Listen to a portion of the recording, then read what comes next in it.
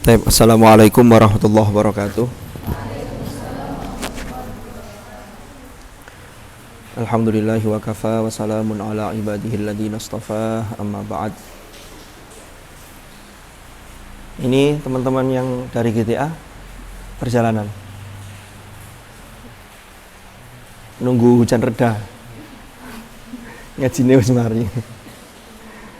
Ya, kita doakan mudah-mudahan beliau-beliau bisa melaksanakan perjalanan secara lancar dan selamat sampai ke tempat tujuan. Mari kita mulai majelis ilmu ini dengan bacaan Ummul Quran. Mudah-mudahan Allah Subhanahu wa taala mentakdir majelis kita menjadi majelis ilmu yang nafi'an mubarakan fid din wa dunya wal akhirah.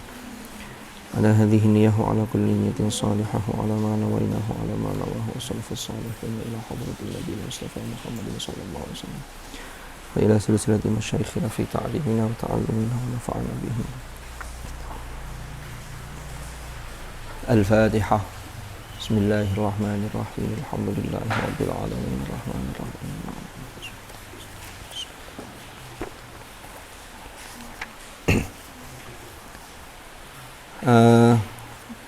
Sebelum saya lanjutkan,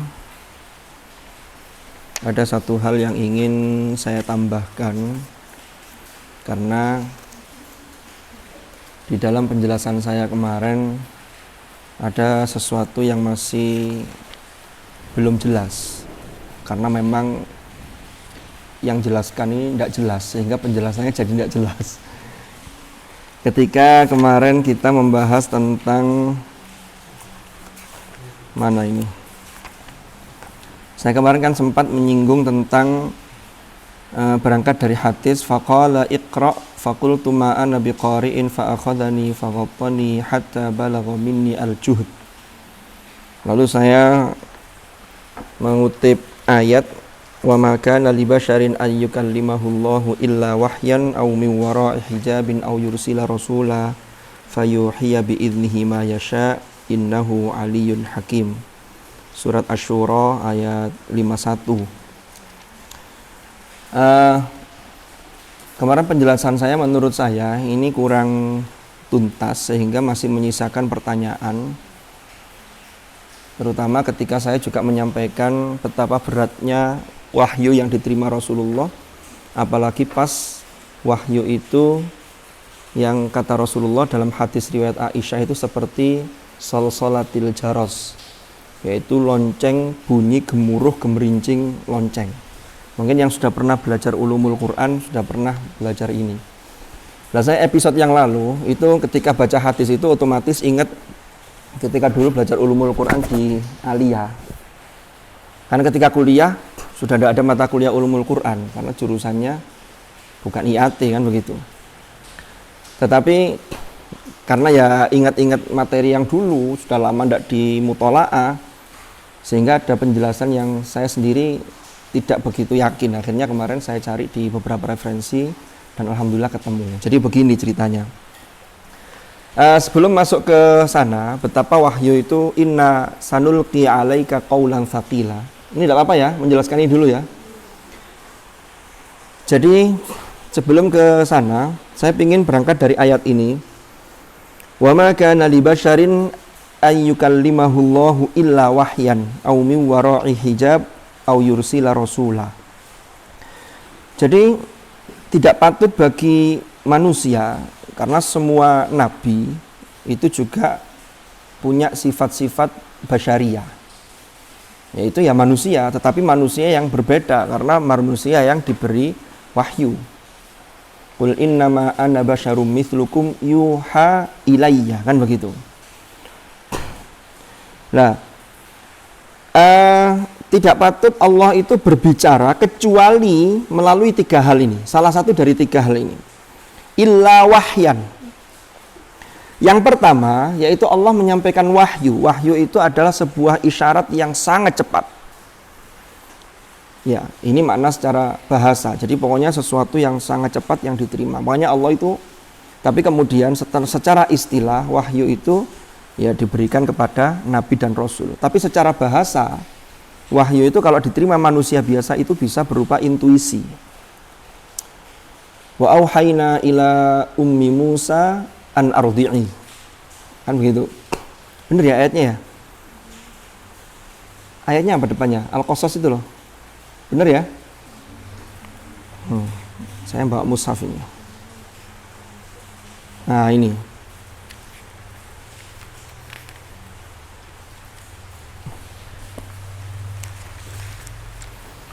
Wa auhayna ila ummi Musa an ardi'i. Itu juga Allah mewahyukan. Dalam konteks ini adalah Allah memberikan daya intuisi yang itu langsung masuk ke dalam ibunya Nabi Musa. Fa idza khifti alaihi fa'alqihi fil yammi wa la takhafi wa la tahzani inna radduhu ilaiki wa ja'iluhu minal mursalin. Yang lalu kemudian Nabi Musa itu dimasukkan dalam peti lalu dihanyutkan. Ini karena ketika itu terjadi tragedi, ada maklumat dari Fir'aun untuk membunuh semua bayi laki-laki dari kalangan Bani Israel. Kan begitu. Wa auha rabbuka ilan nahli anittakhidhi minal jibali buyuta wa minasyajari wa mimma ya'rishun. Allah juga memberikan intuisi, sebuah isyarat yang cepat kepada nahl, yaitu lebah. Kan begitu. Anittakhidhi, untuk membuat sarang-sarang rumah-rumah di gunung-gunung dan seterusnya. Ini makna secara bahasa. Lah wahyu itu bisa dalam kondisi yaqadhah, bisa dalam kondisi yaqadhah itu terjaga, bisa juga dalam kondisi tidur. Ya.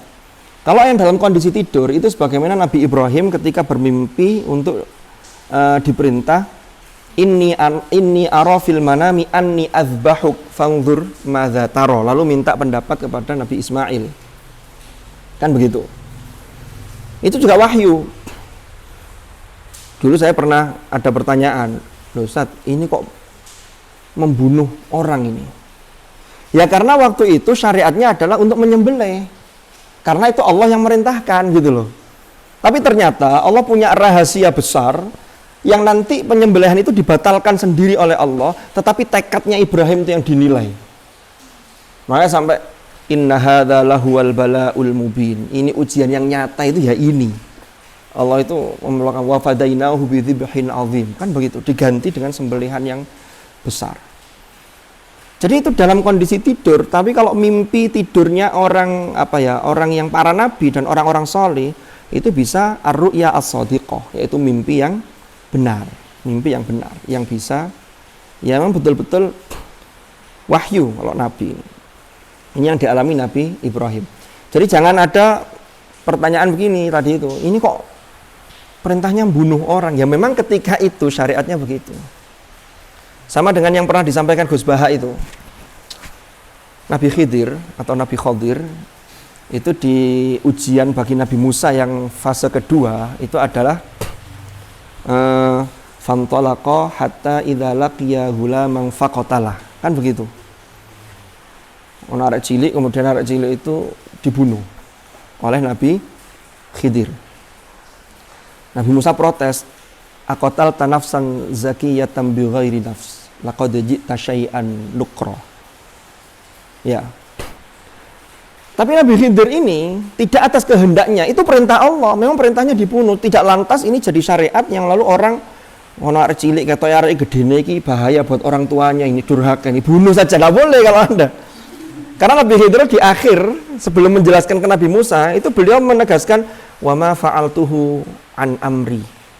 Saya melakukan ini semua itu bukan karena dorongan dari saya sendiri, bukan urusan saya, bukan saya memerintah diri saya, bukan karep saya, tapi ini adalah perintah dari Allah gitu loh. Kan begitu. Jadi ini termasuk yang wahyan, illa wahyan. Jadi wahyu ini dalam keadaan terjaga atau dalam keadaan tidur. Itu nabi ya, kalau kelasnya nabi, kelasnya orang-orang soleh saja, yang para aulia saja, itu bisa menerima ijazah, itu dalam kondisi tidur itu bisa. Dan itu terjadi.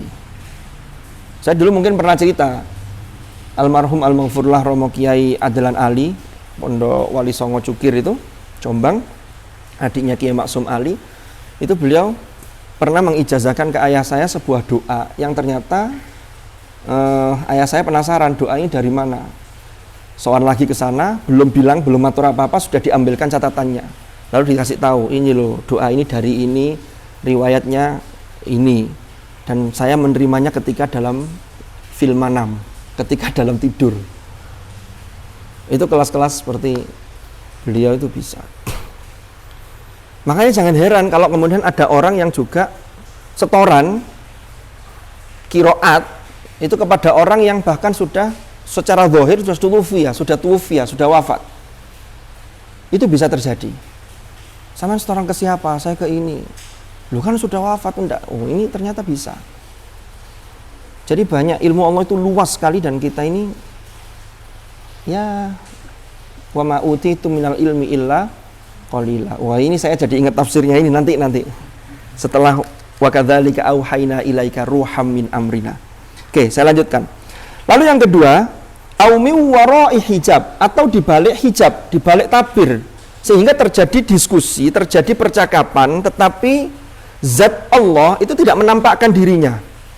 Itulah yang dialami Nabi Musa. Wa kallamallahu Musa taklima, itu Musa betul-betul dialog. Wa wa'adna Musa 30 lailatan wa atmamnaha bi 'ashrin fatamma miqatu rabbih 40 laila. Kan begitu.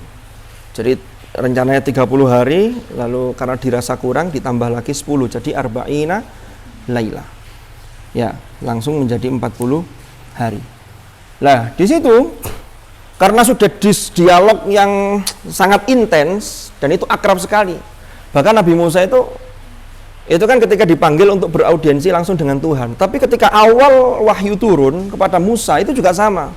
Wa ana ikhtartuka fastami' lima yuha. Itu juga begitu. Itu adalah min wara'i hijab. Jadi Musa itu melihat ada qabas, ada cahaya di atas gunung itu yang kemudian istrinya sudah tinggal di sini dulu, saya tak naik ke atas tuh. Suruh ngelepas sandalnya, fakhla'na 'alaik innaka bil wadil muqaddasi tuwa. Kan begitu. Wa ana ikhtartuka fastami' lima yuha. Lalu di situ Allah memproklamirkan diri, innani anallah la ilaha illa ana fa'budni wa aqimis salata li dzikri. Ya. Inna sa'ata atiyatun akadu ukhfiha litujza kullu nafsin bima tas'a, dan seterusnya itu. Ini adalah miwara'i hijab. Jadi cara yang kedua ketika Allah ini dialog dengan manusia atau menyampaikan sesuatu kepada manusia, itu dengan cara yang kedua ini adalah wara'i hijab. Yang ketiga, au yursila rasula, atau mengutus rasul.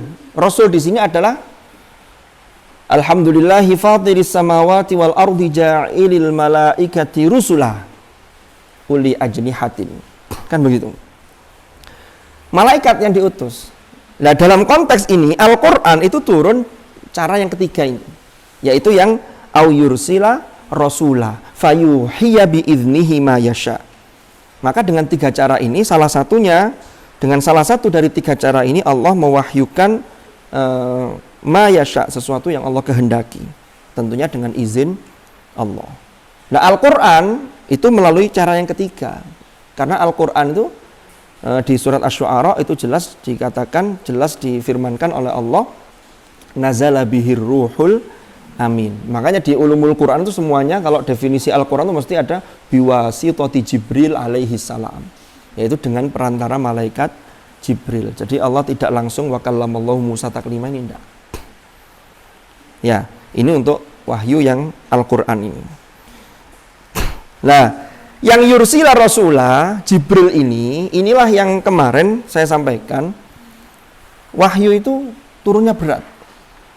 Maka saya kutipkan, saya ngambil dari At-Tafsirul Munir. Di Tafsir Munir itu dijelaskan, di sana mengutip hadis riwayat Aisyah, ya Rasulullah kaifa ya'tikal wahyu. Wahai Rasulullah, bagaimana wahyu itu datang kepada engkau? Lalu Rasulullah menjawab setelah ditanya oleh sahabat ini. Kata Rasulullah, ahyanan ya'tini mithla salsalatil jaros. Terkadang wahyu itu turun, ya, itu seperti gemerincing suara lonceng. Kata Rasulullah, wa huwa asyadduhu alayya. Ini yang paling berat bagiku. Ini wahyu kalau turun model begini, ini yang paling berat. Ya. Wa huwa asyadduhu alayya fayufsamu anni wa qad wa'aitu anhu. Lalu kemudian setelah merasa berat karena seperti gemerincing lonceng yang berat tadi yang sangat dahsyat, lalu kemudian itu menyelimuti lalu kemudian hilang, dan kemudian aku tahu dan aku sadar bahwa ini wahyu. Anhu maqal. Kemudian Nabi Muhammad sadar dan tahu bahwa apa yang disampaikan oleh Jibril, yaitu terkait dengan wahyu itu. Wa ahyanan yatamatsalu li al-malaku rajulan. Kadang-kadang Jibril itu yatamatsal, menyerupai ya al-malak, yaitu malaikat Jibril itu menyerupai seorang laki-laki. Berarti Jibril ini yang saya katakan kemarin, dari alam malakut Jibril turun ke alam nasut terkait dengan sisi manusiawi. Makanya menyerupai rajulan. Ini tidak terlalu berat. Kalau yang tadi itu Rasulullah yang harus naik levelnya, ini berat. Begitu, bisa difahami ya? Oke, saya lanjutkan. Fayukallimuni, nah, setelah menyerupai seorang laki-laki itu fayukallimuni walaqad ra'aya fayukallimuni fa'i ma yaqul. Kemudian aku mengetahui apa yang dia ucapkan. Lalu Sayyidah Aisyah itu qalat Aisyah menambahkan beliau berkata, walaqad ra'aituhu yanzilu alaihil wahyu fil yaumi syadidil barad fayafsimu anhu wa inna jabinahu la yafassadu araqan. Jadi kata Sayyidah Aisyah begini, saya pernah betul-betul melihat Rasulullah yang mana ketika itu turun wahyu kepada beliau pada hari di mana hari itu adalah hari yang sangat dingin. Fil yaumi syadid al-barad. Ya. Lalu kemudian beliau ini diliputi lalu kemudian hilang. Artinya hilang tadi itu yang merasa meliputi tadi. Lalu di dahinya itu betul-betul bercucuran keringat. Itu saking beratnya ketika Rasulullah menerima wahyu. Padahal ketika itu kata Sayyidah Aisyah, ini menunjukkan betapa beratnya wahyu itu, padahal ketika itu adalah kondisi hawa dingin.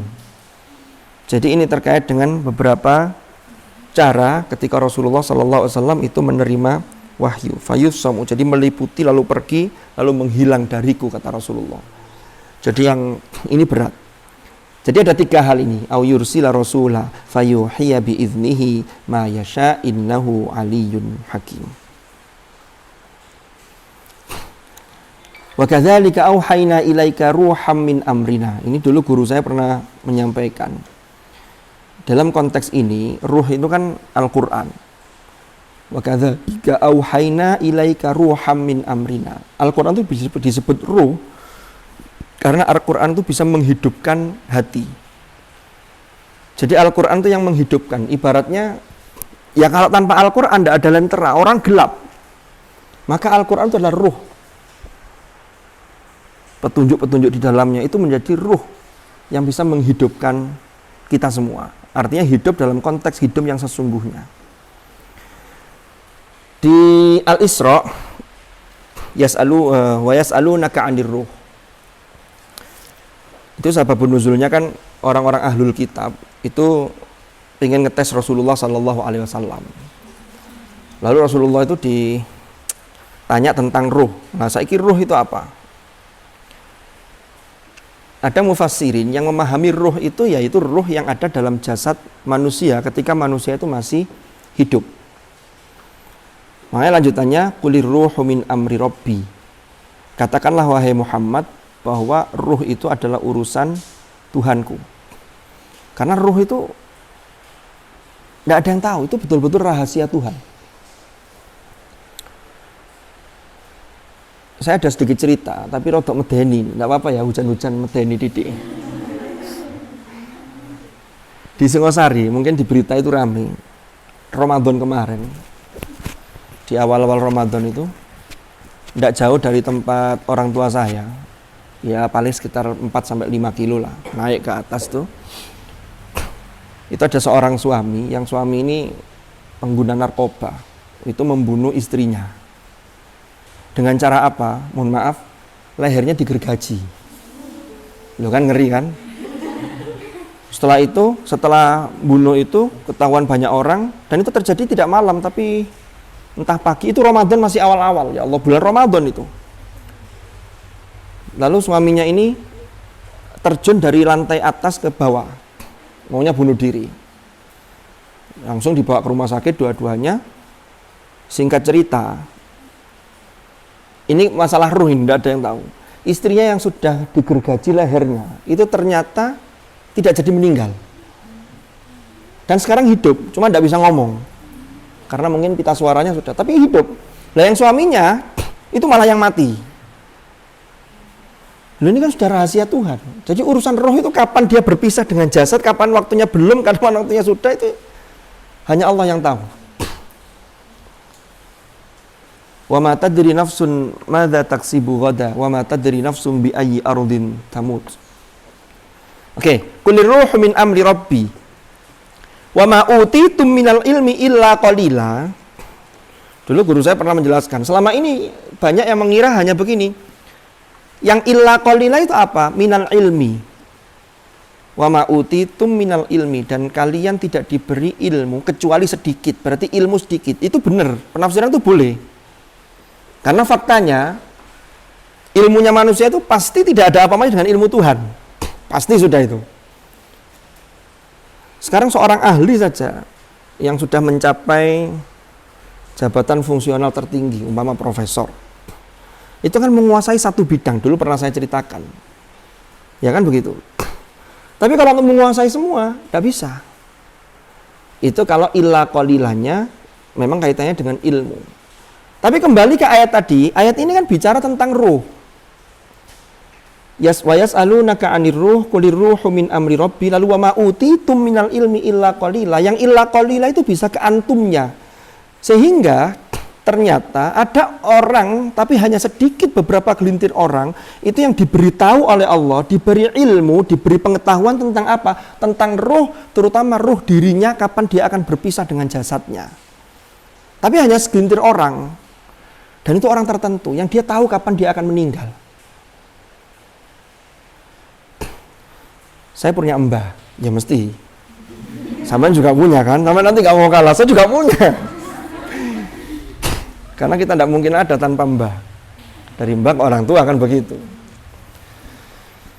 Nah, tapi ini bukan mbah langsung, tapi adiknya mbah saya. Itu dulu saya masih ingat ketika saya masih kecil, diajak oleh ayah saya sambang.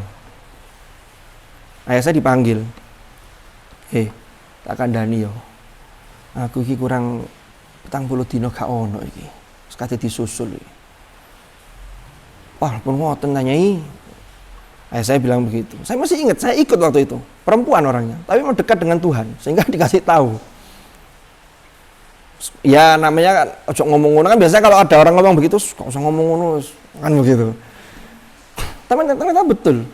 40 hari wafat. Imam Al-Ghazali, Gus Bahak sering cerita, mungkin yang sering dengarkan ngaji Gus Bahak sering dengar cerita ini. Imam Al-Ghazali itu sebelum wafat kan sudah pesan ke adiknya ya. Nanti yang nyolati saya ini disebutkan itu, wali-wali ulama-ulama itu, ini. Dan beliau belanja kain kafan sendiri. Pagi itu ke pasar beli kain kafan, disiapkan sendiri. Pas hari H wafat, itu ulama-ulama itu rawuh ke tempat beliau, padahal tidak ada WA, tidak ada chat, tidak ada. Pas rawuh itu ya pas langsung nyolati di situ. Lalu ditanya, loh, jenengan kok pirsa kalau beliau akan kepundut hari ini? Loh, saya dikasih tahu sama orangnya sendiri. Dari orangnya sendiri itu ngasih tahu, minta wali-wali itu, beberapa ulama itu untuk rawuh di hari ini. Disebutkan tuh ulama siapa. Jadi itu bisa. Itu kalau wa ma utitum minal ilmi illa qalila. Nah, kalau ruh di sini ditafsirkan sebagai Al-Qur'an, karena ada ayat wa kadzalika auhayna ilaika ruham min amrina tadi itu. Wa yas'alunaka 'anir ruh qulir ruhu min amri rabbi. Memang Al-Qur'an itu urusan Allah. Yang paling tahu yaitu Allah. Tetapi kita tetap ada diperintahkan untuk bertadabbur. Tetapi walaupun kita sudah mendapatkan banyak dari Al-Qur'an, tetap ojo sombong. Wa ma utitum minal ilmi illa qalila. Usah Al-Qur'an 30 juz, diwaca ngarep mburi, wolak-walik, gak bulet blas. Ya, sampai saya ngetes itu bingung. Iki ayatnya kok paling lancar ya, akhirnya gak iso tes wis. Ya kan penguji itu harus mengedepankan husnudzon. Termasuk penguji beasiswa. Itu harus melihatin, oh itu lancar, terus gak usah tes lancar. Tapi kalau Dewan Hakim MHQ nggak bisa. Nanti kalau gitu kan ya jadi lomba. Terus menangnya siapa pemenangnya nanti kan begitu.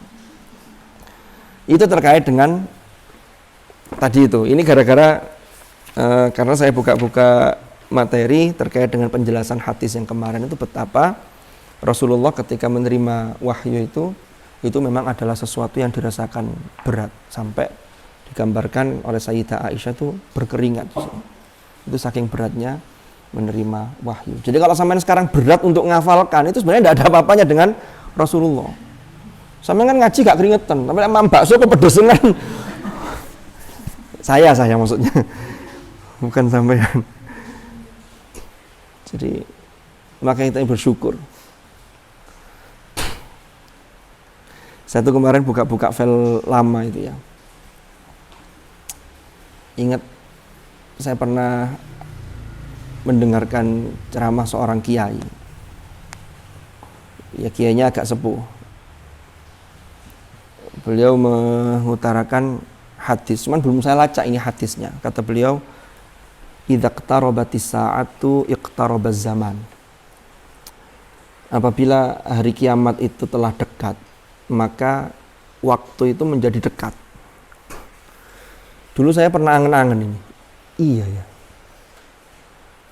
Rasulullah itu kan uti tu jawami al-kalim. Jadi Rasulullah itu dianugerahi jawami al-kalim. Kalamnya itu singkat, ijaz, tetapi memiliki makna yang luas. Saya angen-angen. Sa'ah itu maknanya kan, kalau sa'ah bagi individu itu adalah kematian. Idza iqtarabatis sa'atu iqtarabaz zaman.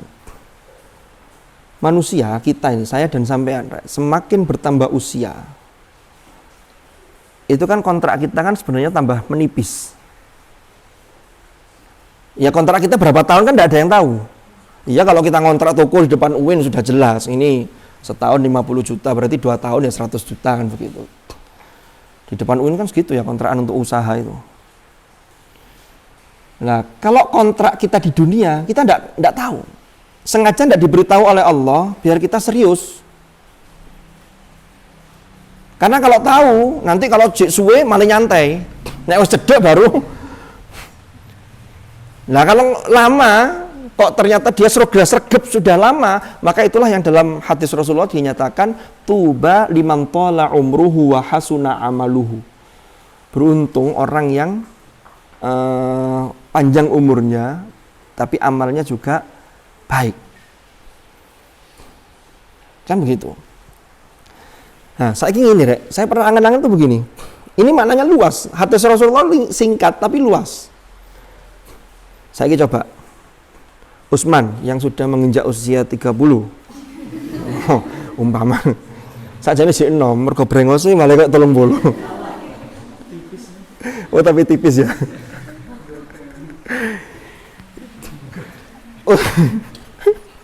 Utsman yang usianya hampir 20 sajalah, 20. Memandang usia yang sudah lalu, mulai dari usia SD, sanawiyah, aliyah, mondok sekian tahun, itu rasanya baru kemarin, kok cepat ya waktu itu. Kuliah yang ngono, rasanya baru ospek kemarin.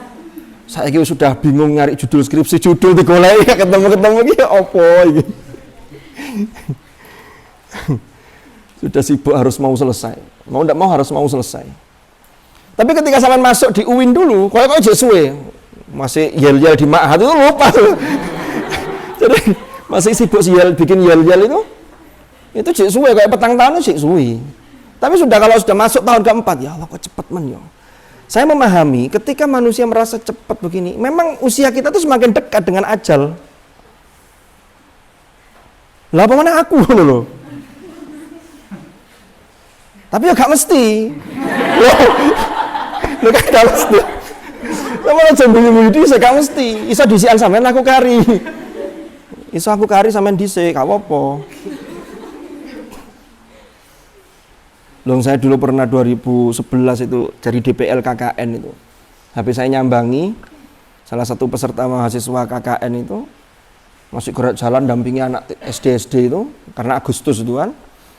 Lalu saya pulang, dia tiba-tiba sakit, tidak lama wafat. Itu tengah-tengah KKN. Itu bisa. Ya banyak hal lah, kalau itu banyak cerita ya. Makanya itu iqtarabatis sa'ah, idza iqtarabatis sa'atu iqtaraba az-zaman. Atau bisa begini. Karena umur itu, Rek. Itu orang tuh umur berapapun, mesti umur yang sudah lewat tuh rasanya baru kemarin. Tapi kalau sampean ngitungnya itu, jek suwe, nanti sampean sekarang umur 20 tahunan ya. Umur 70 itu masih lama. Iya lah nyampe 70. Kalaupun sudah 70, perasaan hidup tuh baru kemarin. Makanya hidup tuh betul-betul singkat. Kan begitu. Lalu sekarang, bisa ditafsirkan begini. Saya tuh kadang-kadang menghitung hari. Itu yang pernah dinyanyikan oleh siapa dulu? Menghitung hari. Sama nggak menang nyanyian itu. Masih kecil ya. Saya juga ketika itu kecil, sekarang sudah besar. Waktu itu masih jadi pengurus. Saya dulu sak Rozi gini loh, sak Mas Rozi gini loh. Ya rada gede titik lah.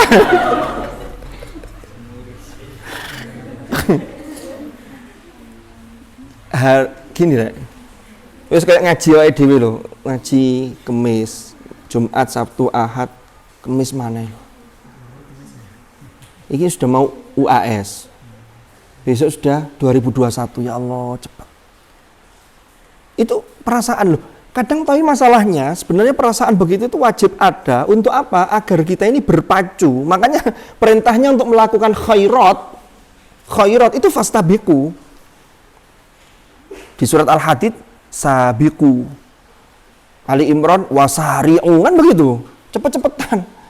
Ojo sampai kedisian Israel gitu loh. Lu cik rencana Israel wis teko ya situ kan.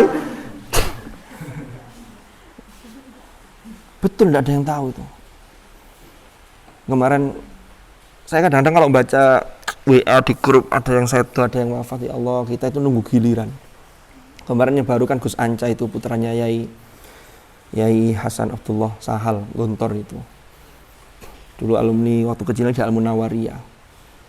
Itu alim, itu sejak kecil tahfidznya udah selesai ketika SD. Masih usia 40.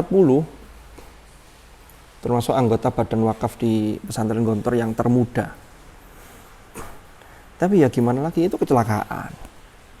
Di rumah sakit berapa hari lalu sudah wafat. Kalau pas eling gitu, ya Allah, iya ya. Mana saya tuh kadang-kadang tadi itu hujan, ate gak berangkat ngaji, wong ngaji ku urip yo gawe ngaji, gak gawe ngaji terus gawe opo. Kan gitu. Cuma saya kadang tengah perjalanan mikir juga, aduh arek-arek IKT UAS, jangan-jangan saya ngaji datang tuh malah mengganggu. Saya ini banyak tugas, saya ini mau belajar, kenapa kok datang nih? Saya kira hujan tidak datang kan gitu. Apalagi mau persiapan TK, kan begitu kan sibuk ini.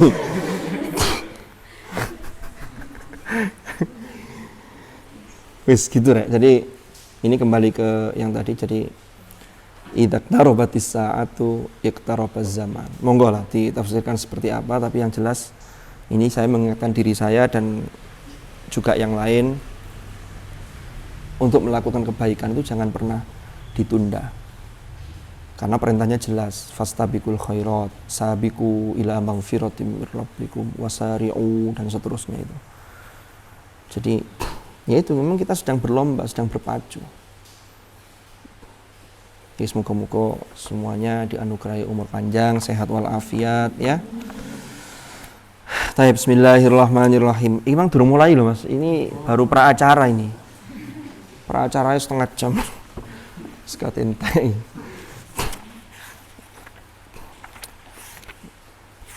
Bismillahirrahmanirrahim. Sampai mana? Tsumma amarahullah, bukan? Bismillahirrahmanirrahim. Qala al-muallif rahimahullahu ta'ala wa nafa'ana bihi wa bi'ulumihi fid dharain amin. Bismillahirrahmanirrahim. Amara memerintahkan sapa an-nabiyyun nabi sallallahu alaihi wasallam as-sahabata ing para sahabat. Rasulullah sallallahu alaihi wasallam memerintahkan kepada para sahabat an yuqri'a agar mengajar Al-Qur'an atau membacakan, yaitu mengajar ini. Sapa ba'dhum sebagian sahabat al-ba'dha ing sebagian yang lain. Jadi Rasulullah memerintahkan sahabat untuk mengajarkan apa yang telah mereka terima dari Rasulullah, yaitu terkait dengan bacaan Al-Qur'an, diajarkan kepada sahabat yang lain. Wa minal amthilati lan iku setengah saking contoh-contoh lidzalika terhadap hal itu qissatu islami Umar, utawi kisah masuk Islamnya Umar ibnul Khattab radhiyallahu an. Fakana mongko ono sapa Al-Khabbab ibnul, apa ini bacanya ini? Ibnul siapa? Khabbab itu, Mas Fadil. Al-Khabbab ibnul Art, gitu ya? Apa bacanya? Ada yang tahu nggak? Karena nama orang ini. Yataraddadu ala Fatimah bintil Khattab. Yataraddadu berulang-ulang. Jadi mengulang-ulang bacaan Al-Qur'an. Jadi ngajari, jadi Al-Khabbab itu ngajari Fatimah. Fatimah itu adalah adiknya Umar ibnul Khattab yang ketika itu sudah masuk Islam. Umar ketika itu belum masuk Islam. Tapi Umar dengar informasi, katanya di film Umar kemana loh? Omar itu kan ada itu ya. Adikmu sendiri sudah masuk Islam, akhirnya menghunus pedangnya lalu berangkat ke rumah Fatimah, yaitu adiknya. Lalu ketika masuk rumah, lalu Al-Qur'an lembarannya itu disembunyikan. Lalu Umar tanya, mana apa tadi yang engkau ajarkan dan engkau baca? Direbut oleh Umar, dibacalah di situ, Toha ma anzalna alaikal Qur'ana litashqa illa tadhkiratan liman yakhsha. Disitulah hidayahnya masuk ke dalam jiwa Umar ibnul Khattab, sehingga kemudian Umar menyatakan keislamannya. Karena memang Rasulullah itu sudah lama berdoa memohon kepada Allah agar Umar ibnul Khattab itu bisa memeluk Islam. Karena Rasulullah, Islam ini akan jaya, Islam ini akan maju Umar kalau Umar ini masuk Islam. Karena Umar itu orang yang luar biasa dan ditakuti banyak orang, orangnya sangat memberani. Makanya mendapat julukan Al-Faruq, orang yang bisa membedakan antara yang hak dan yang batil. Jadi luar biasa. Lah Umar ini yang kalau di film Umar ada apa enggak ya? Saya pernah di film kartun itu yang ketika Umar ibnul Khattab jadi khalifah lalu keliling inspeksi mendadak di malam hari itu, lalu mendengar percakapan yang ketika itu ada penjual susu kambing yang seorang ibu-ibu yang ingin mencampurkan susu kambing itu dengan air karena memang dipaksa oleh pedagang-pedagang yang lain. Kemudian ibu itu sudah hampir, tapi oleh anaknya yang perempuan itu tidak mau, karena walaupun khalifah tidak melihat dan tidak ada orang yang tahu, tapi Allah Maha tahu. Setelah mendengar itu, Umar ibnul Khattab kemudian mendatangi rumahnya ibu itu untuk mengambil menantu anak perempuan yang jujur tadi itu. Itulah nanti menghasilkan keturunan yang luar biasa. Cucu ya, dari situ, cucu apa buyut ya, lahirlah seorang pemimpin yang luar biasa, yaitu Umar ibnu Abdul Aziz. Umar bin Abdul Aziz itu Khalifah Bani Umayyah ya. Jadi luar biasa. Ala Fatimah bintil Khattab wa zaujiha yu'allimuhumal Qur'an. Yu'allimu mengajarkan sapa Khabbab huma ing Fatimah dan zaujiha Al-Qur'ana ing Al-Qur'an. Jadi mengulang-ulang dalam konteks mengajarkan Al-Qur'an karena memang perintahnya Rasulullah. Jadi ini disampaikan ke sahabat yang lain. Bal kana Rasul sallallahu alaihi wasallam Bahkan Rasulullah sallallahu alaihi wasallam itu pernah yursilu bi'tsatin, mengirim beberapa delegasi ta'limiyatin, delegasi pengajar yang mengajarkan. Jadi delegasi yang bersifat pengajaran, artinya delegasi yang diperintahkan untuk mengajar Al-Quran. Diperintahkan kemana oleh Rasulullah? Diutus kemana? Ila khariji Makkah, ke luar kota Makkah.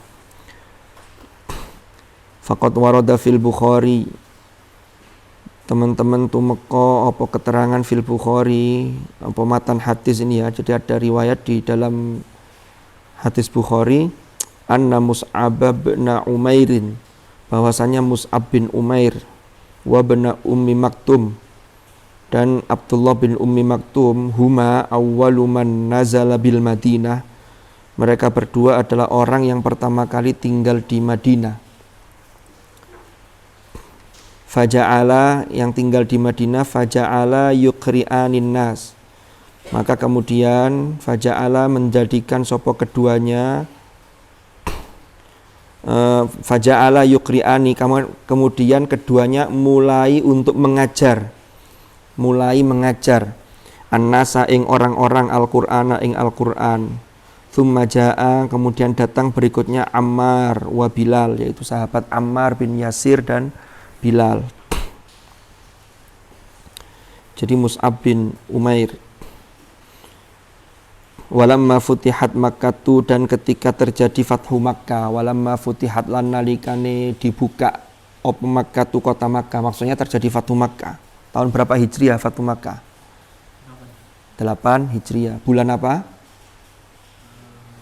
Bulan apa? Agustus. Bulan apa? Bulan apa rek Fathu Makkah rek? Apa? Iya benar. Yes, dibuka lagi di buku Sirah Nabawiyahnya. Tarokar Rasulullah sallallahu alaihi wasallam.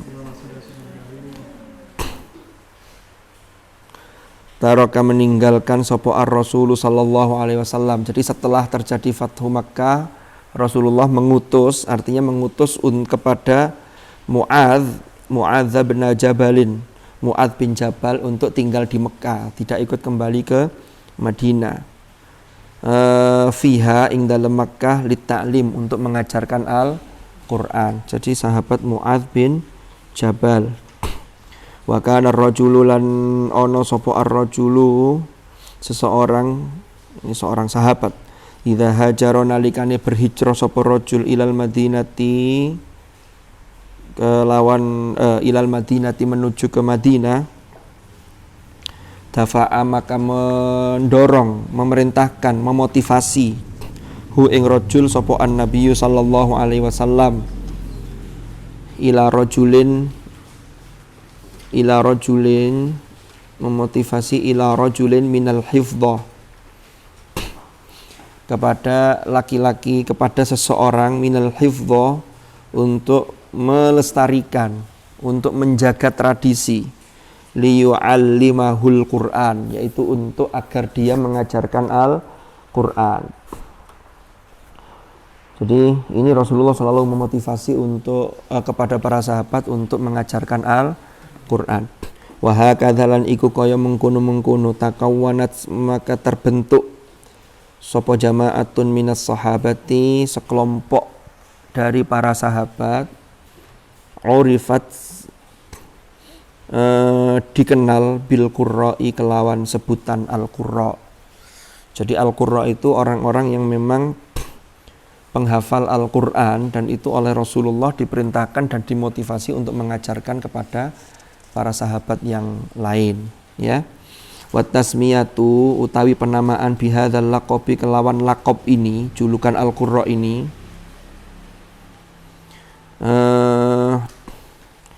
iku tu'ti memberikan opo penamaan, opo tasmiyah na ing kita, suratan ing sebuah gambaran jaliyatan yang jelas. Jadi penamaan Qurra itu memberikan gambaran kepada kita, sebuah gambaran yang jelas. an mada intisyaril qiraah. Sebuah gambaran yang jelas tentang perjalanan panjang penyebaran qiraat. Tentang sebuah perjalanan panjang yang dilalui oleh qiraat, ya. Fi hadhil marhalati, ing dalam iki fase marhalah. Waqad kutila, dan teman-teman terbunuh. Fi ghazwati Bi'ri Ma'unata, pada perang Bi'r Ma'unah.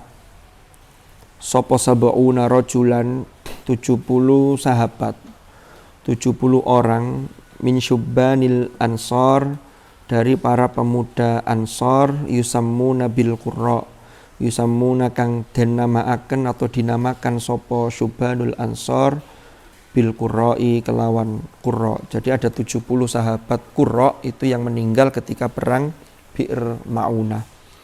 Wa kanat lan ono apa ghazwatu Bi'ri Ma'unata, yaitu perang Bi'r Ma'unah iku ala ra'si sittatin wa thalathina au thamaniyatin wa thalathina syahran minal hijrah, yaitu pada awal tahun 36 pada awal ini maksudnya 36 atau 38 bulan setelah Rasulullah hijrah. Berarti kalau 36 bulan itu berapa tahun? 1 tahun itu kan 12 bulan. Berapa tahun? 3 tahun ya. Ya sekitar 3 tahun setelah Rasulullah hijrah di Madinah, di penghujung di awal bulan ke-36 dan 38, ya sekitar 3 tahunan itu. Laqad tasadda katsirun minas sahabati li hifdzil Qur'anil Karim an dhahri qalbin fi hayati Rasul sallallahu alaihi wasallam.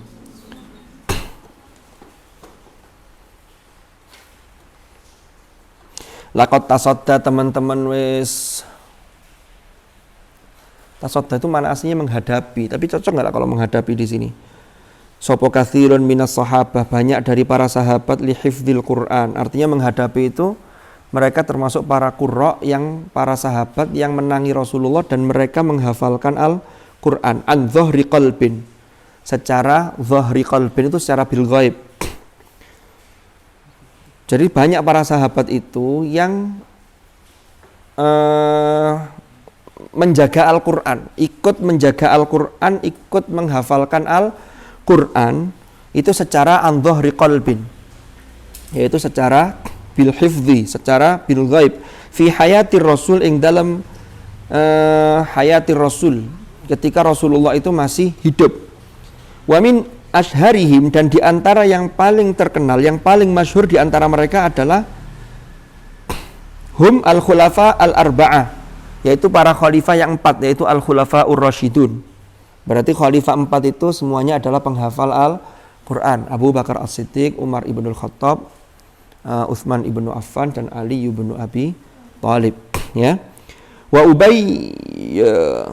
Ubay ibnu Ka'ab, dan Ubay bin Ka'ab. Ini kalau dibaca badal wa min ashharihim, ya berarti al-khulafa'il arba'ah dan seterusnya. Wa Ubay bin Ka'bin, kan begitu. Wa bin Mas'ud. Tapi kalau ditakdirkan nanti umpama ini menjadi khobar lalu mubtada'nya dibuang, berarti hum al-khulafa'ul arba'ah, kan begitu. Bacanya kan terserah kita.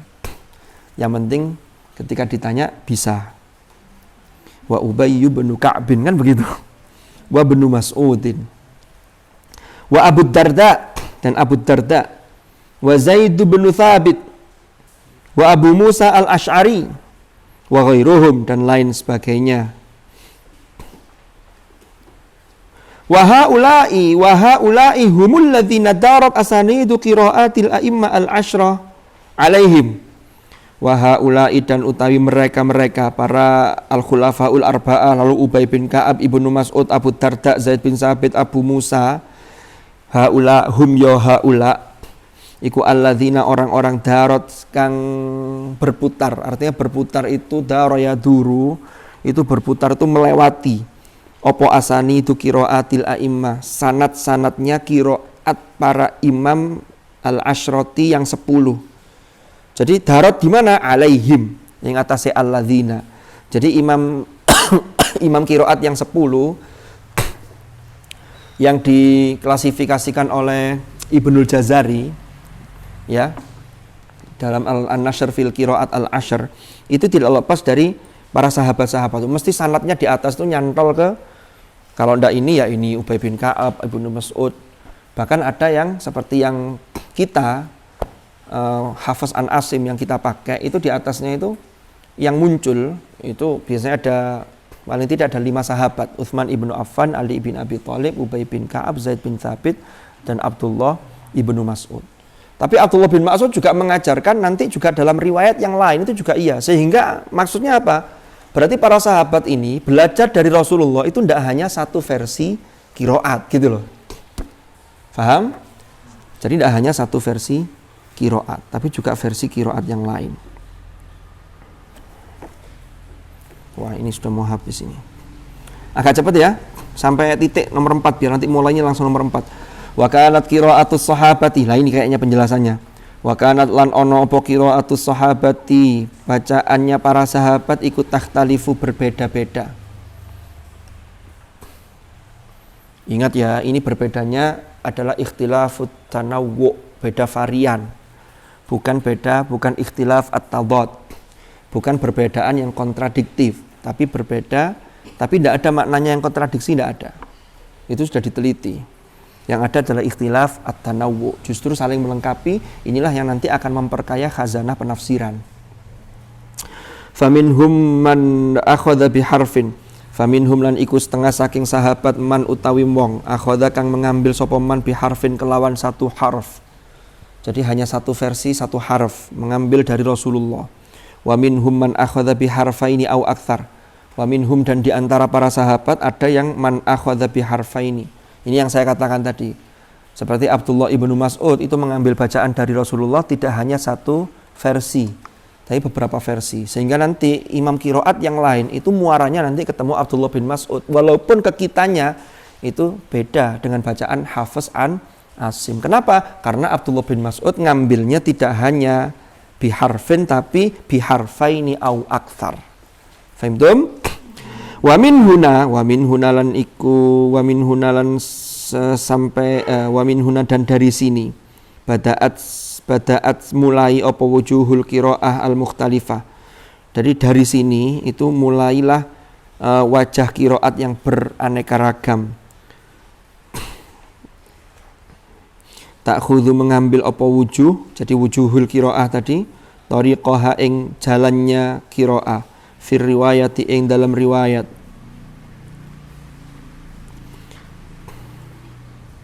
wa masaraha dan jalannya qiraah, fin naqli ing dalam periwayatan.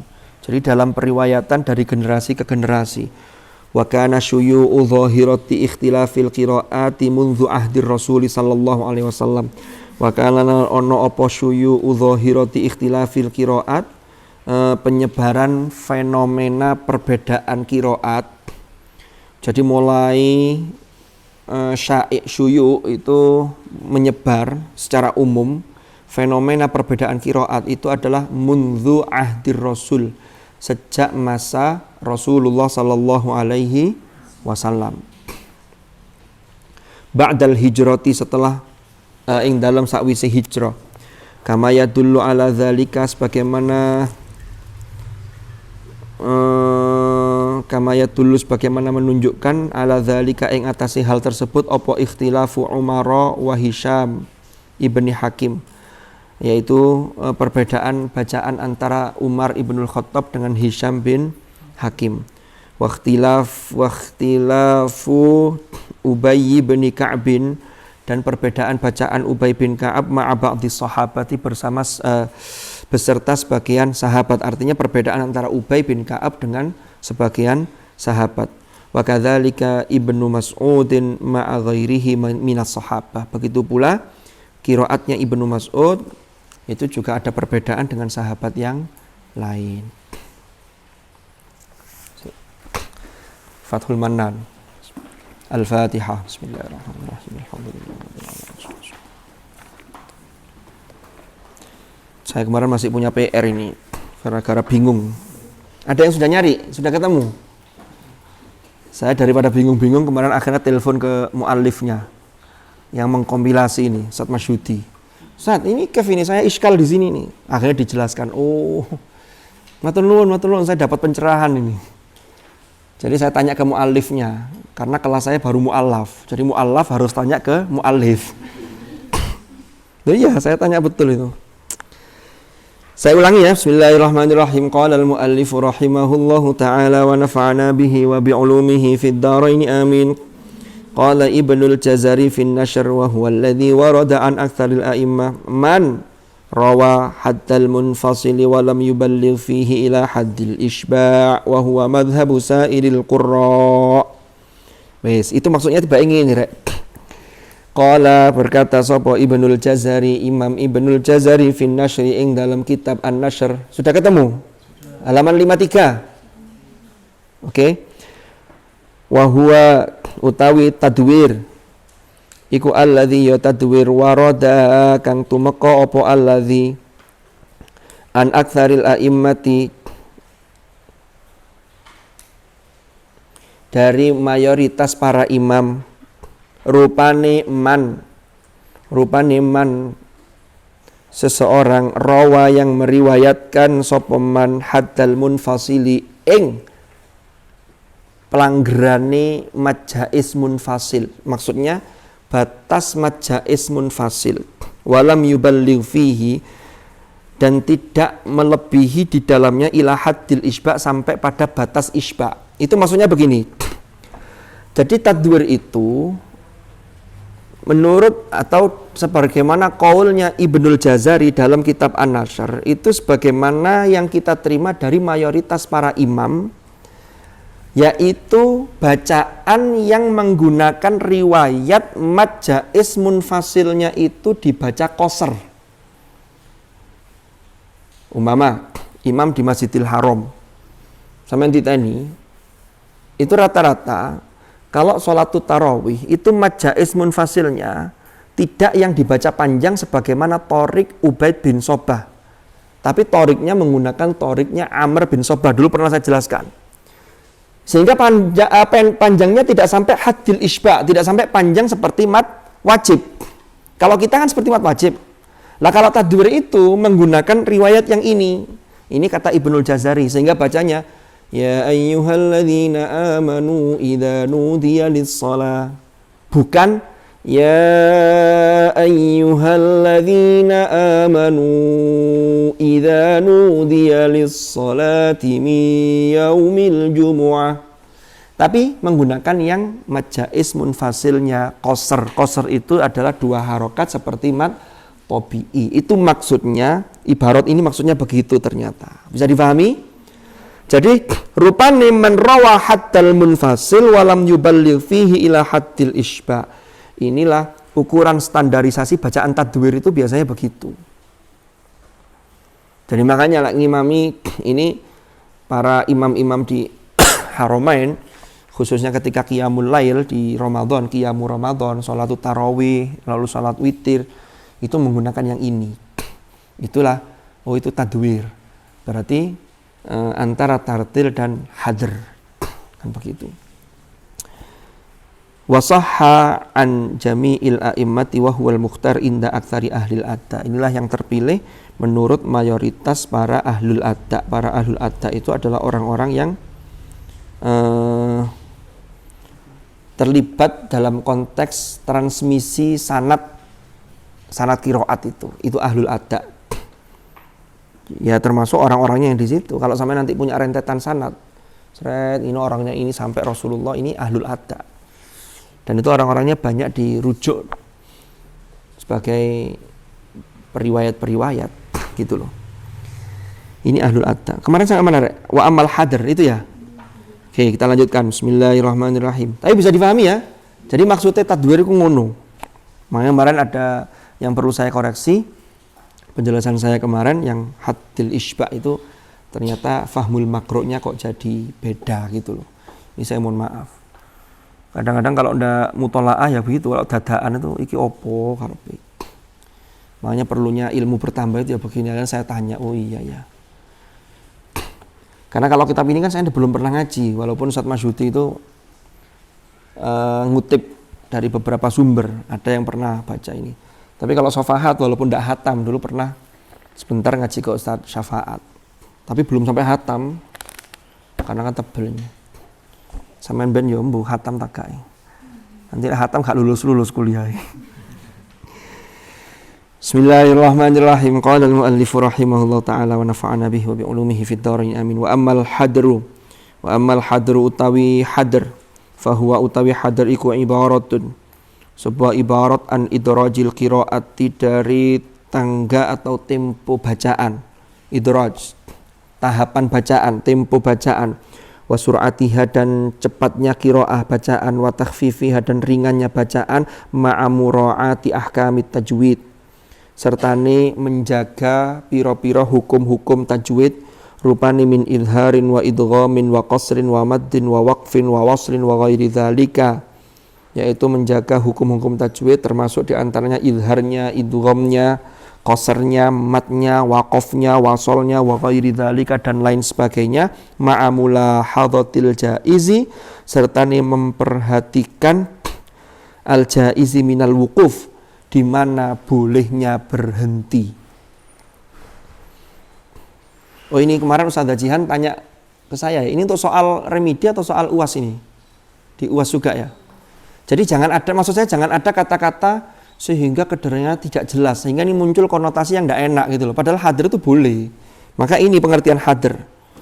Cepat, tapi tetap harus diperhatikan kaidahnya. Lalu yang juga diperhatikan harus tahu di mana boleh berhenti, di mana enggak. Umpama cepat-cepat. Bismillahirrahmanirrahim. Alam tara kaifa fa'ala rabbuka bi ashabil fil alam yaj'al kaidahum fi tadlil wa arsala 'alaihim tayran abab tarmihim ababila kan gak keliru. Ababil mandeknya di abab, kan ngawur. Kalau itu parah ya, karena belum utuh satu mufradat itu enggak utuh, itu ababil jadi abab. Atau berhenti yang lain contohnya. Kecuali kalau konteksnya itirori itu karena terpaksa munggo tiba-tiba nyekel mic ini lagi terusan hataman begitu. Moro ada nyamuk. Kan moro mandek gitu. Iya kan? Ya kalau begitu apa yang terjadi? Harus minum kan begitu.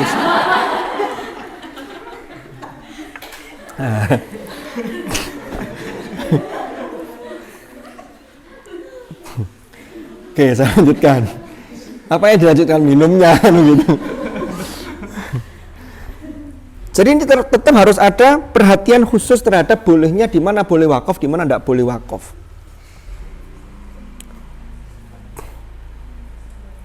Kemarin saya ditanya Ustadz Rozak ditanya Ustadz Nasrullah. Jadi ada saling tanya gitu ya. Artinya makanya ilmu Allah itu luas sekali. Ustadz Nasrullah itu ingin mengkaji dan meneliti kayaknya di wakaf di dalam Al-Quran itu terkait dengan alladzina.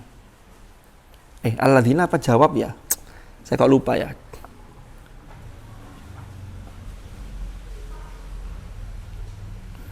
Saya kok lali nih. Seperti contohnya alladzina idza asabathum musibah qalu inna lillahi wa inna ilaihi rajiun. Lalu ada lagi di juz 1 itu wa idza laqul ladzina ada antara idza dengan jawabnya. Syarat dengan jawab syarat itu loh. Di Al-Qur'an itu ternyata setelah diteliti itu wakafnya itu beda, sama-sama ada syarat sama jawab, tapi ada yang boleh wakaf, ada yang la waqfa fi atau adamul waqfi. Nah, ini mau ini kira-kira kenapa? Lalu kayaknya Pak Rozak habis ketemu Ustaz Nasrullah, lalu WA ke saya, Ustaz tahu nggak ini kalau ini? Wah, kula dereng semerap. Coba nanti dikaji lagi. Saya juga belum tahu jawabnya. Mungkin nanti sambil diteliti lagi itu seberapa banyak yang model begitu. Jadi masih sangat luas kajian-kajian terkait dengan ke-Al-Qur'anan itu. Karena Al-Qur'an tidak pernah kering dari berbagai sisinya, termasuk dari sisi penafsirannya. Saya baca bukunya Gus Nadir Sahusin, itu kan putranya Kiai Ibrahim Husin. Ibrahim Husin itu profesor, dulu penggagas berdirinya MUI. orang Aceh aslinya ya. Lalu punya putra Winter, Gus Nadir itu loh, mungkin ada yang pernah ngikuti.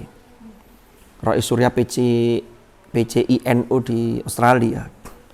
Beliau tuh ngajar di sana, itu karena dulu motivasi dari orang tuanya, karena pernah diundang oleh Najwa Shihab. Ternyata pesannya orang tuanya itu, kalau kamu bisa menyampaikan Islam di mana tempat orang-orang banyak menyalahfahami tentang Islam, itu di dunia barat, maka ini menjadi satu dakwah yang luar biasa. Makanya beliau tuh tinggal di sana tuh karena dakwahnya niatnya itu.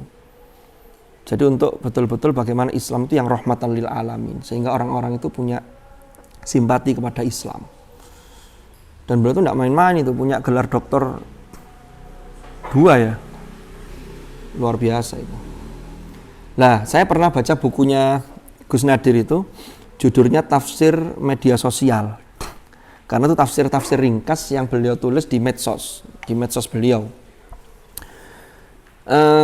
Ada satu hal yang menarik ketika beliau mengomentari. Beliau itu sudah baca banyak sumber, termasuk tafsir-tafsir itu, sehingga mendapatkan kesan. Jadi kalau baca tafsir Al-Alusi itu punya kesan begini, sehingga makanya ini saya katakan tadi, tafsir itu tidak pernah kering, tidak pernah selesai. Jadi ada coraknya masing-masing dan setiap mufassir itu punya kesan tersendiri, sehingga pembaca itu juga punya kesan terhadap mufassir itu. Jadi ada yang baca itu, oh ini kayak baca sebuah makalah ilmiah. Kalau baca tafsir ini seperti baca kutipan riwayat-riwayat seperti Ibnu Katsir, itu kan banyak kutipan riwayat. Kalau baca tafsir ini Sayyid Qutb umpamanya fi Dhilalil Quran tuh rasanya seperti ini dan seterusnya. Dan itu dikupas oleh beliau. Nah, itu menarik. Makanya nanti diharapkan akan muncul dari BTQ dan GTA ini, entah corak penafsirannya apa. Nanti saya bales, BTQ GTA dituntut, langsung mulang. Saya tidak ngarep itu di tafsirnya. Saya tafsirnya tafsir mimpi, ya. Ta'bir ru'yah. Nanti disyarah oleh Gus Rozi.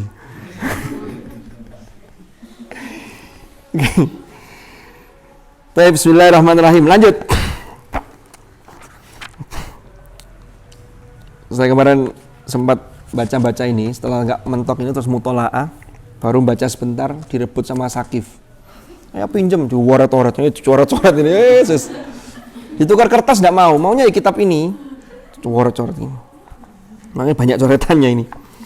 Bismillahirrahmanirrahim. Wa'lam annahu la khilafa bainal qurra, wa'lam lan ketahuilah annahu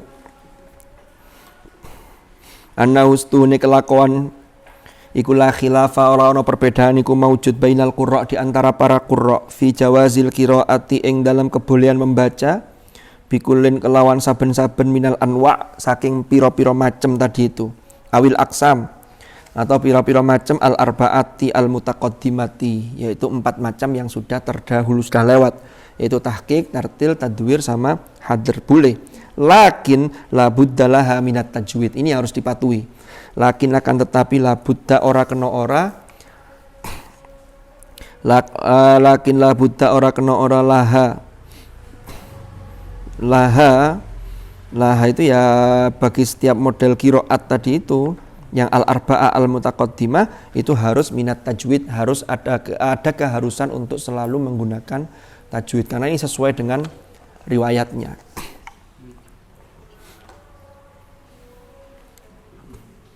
Kalau kemudian disusun ilmu tajwid secara keilmuan itu kan kajian diroyahnya, ya.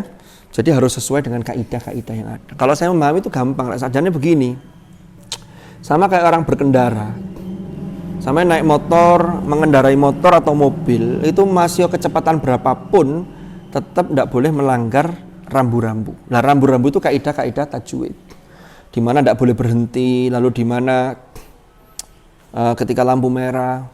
Nah ketika ada ambulan kok lampu merah terus, ini namanya ittirori, tapi bukan wakofnya, wasol ittirori karena boleh. Enggak, ini istilah baru. Kalau dalam tajwid kan boleh wakof, ada wakof ittirori. Kalau lalu lintas bukan wakof yang ittirori, wasol ittirori. Seperti ambulan yang lewat itu. Wasu'ila Malik radhiyallahu anhu 'anil hadr fil Qur'an. Wasu'ila lan pernah ditanya sapa Malik, Imam Malik radhiyallahu mudah-mudahan paring ridho sapa Allah anhu terhadap Imam Malik. Beliau pernah ditanya anil hadri, tentang hadr fil Qur'ani. Faqal, kemudian Imam Malik menjawab, kata Imam Malik, minan nasi, di antara sebagian manusia iku sebagian separuh saking menungso, artinya sebagian manusia, man utawi orang, idza hadaro, apabila membaca dengan hadr, apabila menghadirkan sapa man, kana ono sapa man iku akhaffa alaihi, lebih meringankan baginya. Wa idza rattala, dan apabila mentartilkan, aktoa, maka keliru sapa man. Wan nasu fi dzalika, wan nasu utawi orang-orang fi dzalika ing dalam hal tersebut iku alama yukhiffu. Alama yukhiffu, maksudnya alama yukhiffu itu ya kalau memang kondisinya seperti itu ya mana yang mudah lah bagi dia, yang penting gelem ngaji, maksudnya begitu. Alama yukhiffu itu yang penting dia yang ringan mana. Kalau bisa ngajinya cepat, sulit untuk agak pelan, ya wis lah. Tapi ya tetap latihan pelan. Karena biasanya begini, yang biasa cepat itu agak pelan susah. Tapi kalau biasa pelan, disuruh cepat masih bisa. Biasanya loh. Suruh cepat masih bisa. Suruh ngimami agak cepat, itu juga bisa. Tapi ada juga yang biasa lon, dikon ngimami, kok cepet, jek suwi ya, ono ngono iku. Gitu tuh juga ada. Saya punya teman, itu kalau ngimami traweh, itu banyak dikomplain para makmum. Kenapa? Karena suwi. Ya kesuwen. Ya kan delok-delok konteksnya, wis macane sak juz, rodok lon-lon. Koncone wis mari 1 jam itu sak isyae, sak traweh 20, sak witire 3 wis mari sak jam. Lah iki gak, iki sampai sak jam setengah. Kacak setengah jam. Kan orang jamaah kan sudah gopo karena setelah lihat sinetron. Ya entah selak lapo begitu. Akhirnya jamaah itu kadang-kadang banding-bandingkan. Lah kadang-kadang kalau sudah gawan itu ya angel. Mestinya agak menyesuaikan itu, maksudnya agak menyesuaikan itu kalau waktunya harus hadir ya hadir. Tahu posisi lah, makanya kebutuhannya yang mana yang mudah dan mana yang dibutuhkan itulah yang sampean pakai. Kalau dipakai MHQ baca model hadir ya juri ini ngene tok ah wis tutupno gak usah dibel wis sampai hatam wis. Ada posisi masing-masing menyesuaikan kondisi atau tuntutan yang memang ada seperti itu. Wadzalika wasi'un, ini lanjutannya, wadzalika utawi hal itu iku wasi'un, luas. Maksudnya luas itu ya pilihan, monggo. Ono uang nek ngaji cepet kok enak, ngaji pelan kok malah kekelirune, bulet tambahan. Biasa ngaji cepet kok ngon elon iku bulet. Tek nyantol, biasa begitu. Soalnya mikir, nek ngaji cepet gak ada mikir karena lisannya sudah terlatih. Apalagi sudah balak-balik terus. Kan orang itu kan begitu ya. Diri kita itu merekam. Buktinya apa kalau merekam? Makanya tidak heran nanti di akhirat itu, ini laporan semua. Al-yauma nakhtimu ala afwahihim wa tukallimuna aydihim wa tashhadu arjuluhum bima kanu yaksibun. Kan begitu? Diri kita tuh merekam. Jangankan merekam sesuatu yang kita lakukan. Jadi kaki kita tuh bisa merekam kok. Contohnya apa? Nyopir kalau yang pakai kopling, kalau masih belajar, sampean masih bingung ngidek kopling kapan ngidek rem. Tapi kalau sudah lancar otomatis sudah, ndak usah otak. Ini sudah otomatis sudah. Karena kaki kita merekam ini. Otak seret langsung seret. Dari saraf-sarafnya ini bekerja. Ngaji itu yang ngono rek. Nek tahu lancar, wis tahu lancar loh yo. Wis tahu luanya lah pokoknya. Itu biasanya habis itu diuji oleh Allah diberi kesibukan. Kabupaten Deres, umpama ini. Biasanya lisannya itu masih bunyi, ngaji cepet iso. Tapi begitu agak pelan, mulai otak memori meragukan. Iki kho opo ha, ngono barang. Iki kho opo ha. Tapi ini kalau cepet iso, nggak dibaleni meneh elon gak iso. Makanya biasanya uang ngaji elon atau MHQ-an ya, ngaji elon. Begitu bulet tet, kaget. Dicepetno sik. Kan iya.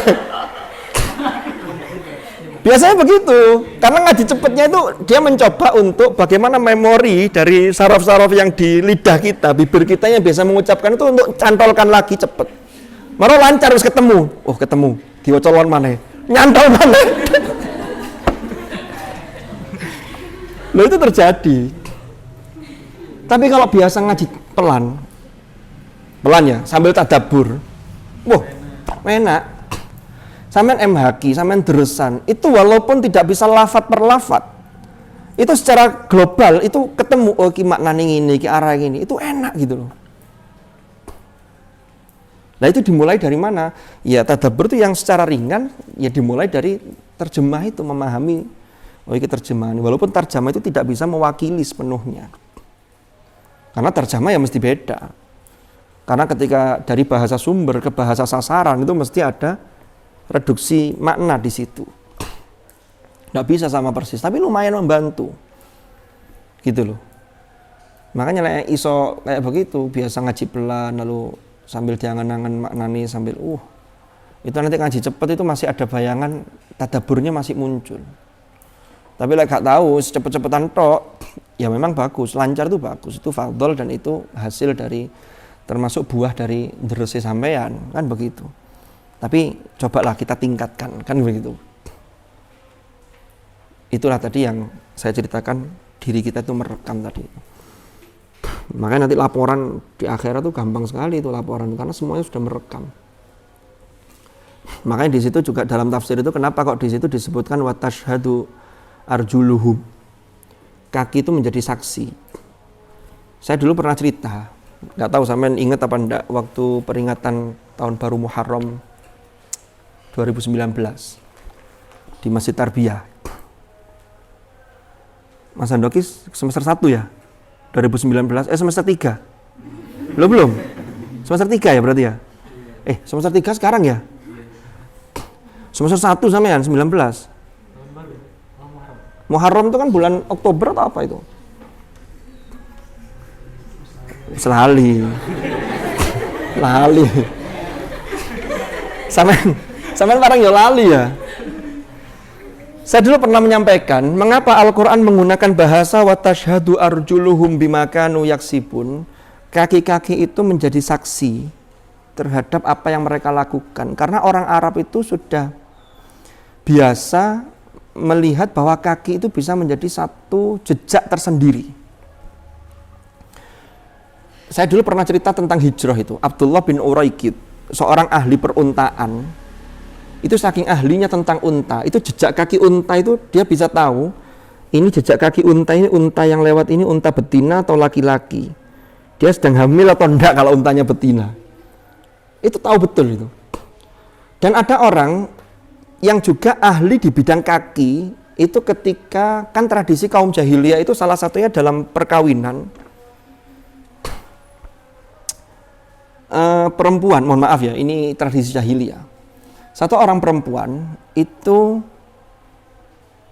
melakukan dengan banyak laki-laki, lalu kemudian ketika lahir anak, itu kadang dilihat, itu apa ini, kencet itu apa, belakang, daerah kaki ini loh, tumit ini loh, atas tumit ini, dilihat, nanti orang yang ahli kaki itu bisa menjadi saksi dan jejak bahwa, oh anaknya ini, maka, oh ini bapaknya, nah ini bapaknya ini.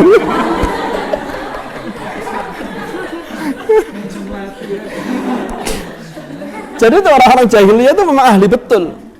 Dan mereka tahu bahwa kaki itu bisa menjadi saksi, termasuk bisa dipakai untuk alat bukti begitu itu. Waktu itu belum ditemukan sistem alat bukti terkait dengan sidik jari.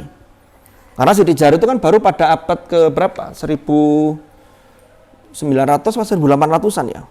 Saya lupa, dulu pernah mengkaji ini di ayat-ayat kedokteran waktu di Ar-Razi itu. Kan ada itu ya. Ayatnya kan balil insanu ala nafs, ayatnya kan la uqsimu biyaumil qiyamah wa la uqsimu bin nafsil lawwamah ayahsabul insanu allan najma'a idhamah bala qadirina ala an nusawwiya banana. Itu ayatnya sidik jari itu.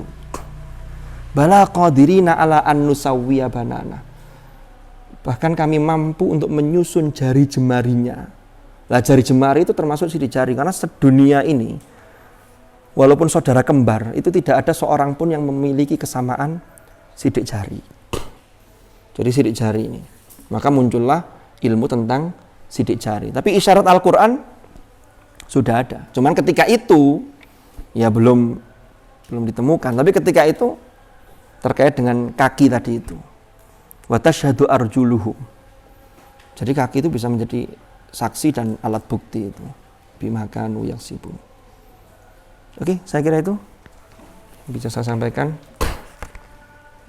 Kita lanjut pada episode yang akan datang. Wa dzalika wasi'un wa qala al-qadhi Abul Walid At-Tartushi wallahu a'lam bis-shawab. Mudah-mudahan manfaat, mudah-mudahan barakah. Al-Fatihah.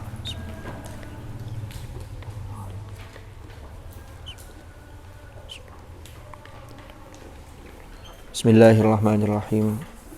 Allahumma ya Allah, Allahumma ma'al Qur'an ij'alna wa auladana wa dhurriyyatina wa ahlana wa ashabana wa tullabana wa talibatina min ahlil Qur'an alladhina hum ahluka wa khasatuk waj'alna wa iyyahum minal ladzina astafaita min ibadika alladhina warithu kitabaka wa sabaqu bil khairati bi idnika bi rahmatika ya arhamar rahimin. Wa sallallahu ala sayyidina Muhammadin walhamdulillahi rabbil alamin. Al-Fatihah.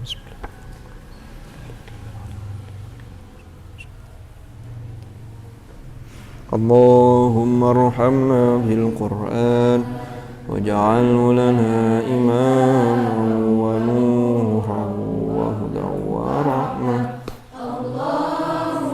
ذكرنا منه ما نسينا وعلمنا منه ما جهلنا وارزقنا تلاوته